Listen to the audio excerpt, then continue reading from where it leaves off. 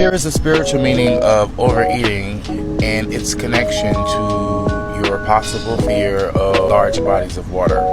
So a while ago, maybe like 3 months ago, I got really afraid. I was in a situation that instead of dealing with my emotions in this situation, I started just doing all of this outside stuff, this physical stuff that did not do anything. And we know that the inner reality controls the outer reality.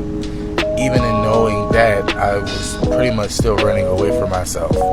So I found solace overeating again. Thankfully, I did not gain any weight, but I began to overeat. And these things are so subtle, so you don't even realize it at the time until you have time to sit with yourself and think about it. But at the time, I didn't even really know that I was afraid because I was literally just overeating. And so around the same time, I developed this fear of large bodies of water, which I felt was very strange because I never remember being so afraid of large bodies of water. I would even think of like oceans and lakes and stuff, and my heart would just get so fearful. And now I understand that water represents feeling and emotions. That fear was a physical representation of the subconscious feeling of fear of my own emotions. Because I am water. There's nothing separate in the universe. Representation of the thing gave me the most fear. And so when I realized all of this, because these things just come so that the universe can show us so that we can get over these things, so we can experience higher states of consciousness.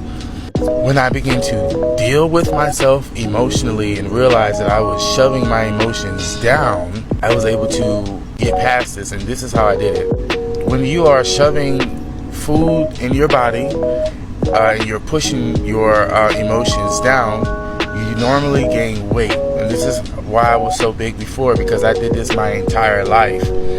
I guess I just had got lazy during my spiritual journey, and I got a little, I don't know, but I got a little off track. Trying to talk. I got a little off track or whatever, but when you overeat, you're pushing your emotions down, and then you usually gain weight. And when you overeat, you also get constipation. You are holding on to things, and you're not letting them go.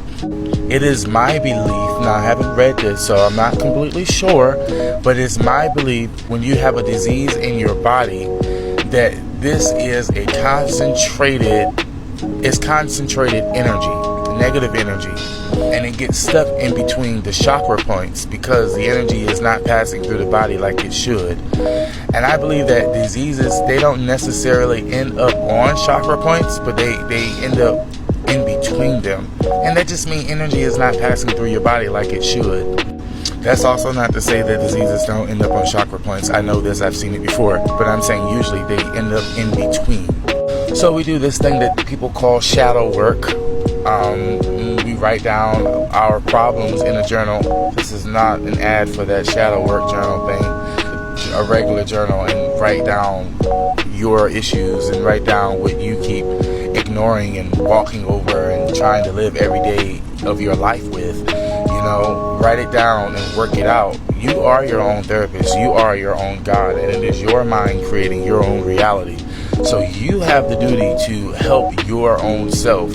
No one else is going to save you. Let's do the work. Let's do the inner work, because we don't got time for our backs to get big anyway. We don't want to gain weight and be unhappy for the rest of our life. So the best time to start is now, and start with loving yourself. Start with mirror work. Most people call it mirror magic. Go in the mirror and tell yourself you love yourself. Tell yourself that you are deserving of love. It's okay for you to feel. And because sometimes the ego will make you feel like, will be a bully in your own mind and tell you, hey, you can't feel that. We got to be strong. We got to live life. We got to go to work and all this other bullshit. But the thing is, you can't go to work and make money if you can't get up out of bed, if you can't feel, you know what I mean? And it's hard to do that. So we have to do the inner work so that we can live, so that we can literally have life and live that more abundantly. We can't live that with traumas attached to our subconscious mind. We should be free to know that it is okay to to let go of old states of consciousness so that we can experience new states of consciousness.